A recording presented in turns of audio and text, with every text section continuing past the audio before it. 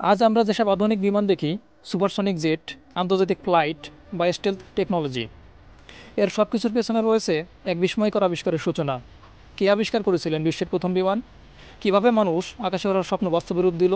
চলুন ফিরে যাই ইতিহাসের পাতায়। প্রাচীনকাল থেকে মানুষ পাখির মতো উঠতে চেয়েছে। দ্য ভিঞ্চির স্পেস, গ্রিক উপকথা ইকারাস, এসব কেবল স্বপ্ন ছিল, কিন্তু ঊনবিংশ শতাব্দীর শেষ দিকে সেই স্বপ্ন বাস্তবের মুখ দেখেছিল।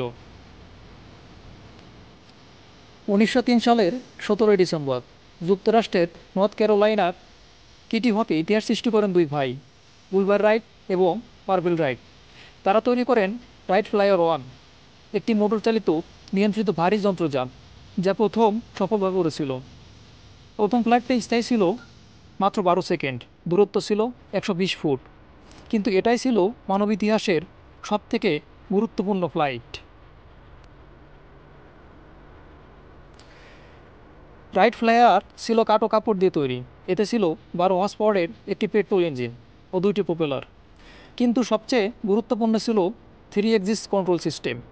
এই নিয়ন্ত্রণ ব্যবস্থা ভবিষ্যতের সব বিমান নির্মাণের ভিত্তি তৈরি করে।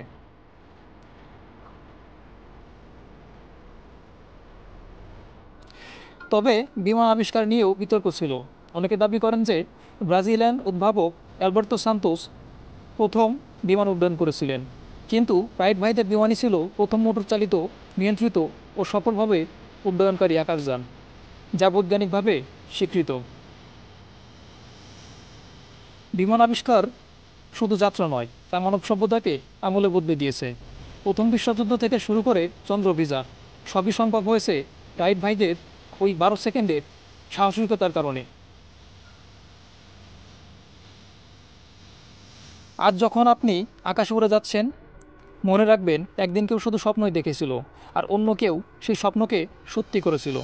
বিমান শুধু প্রযুক্তির ইতিহাস নয়, এটা মানুষের অদম্য ইচ্ছা ও সাহসিকতার ইতিহাস।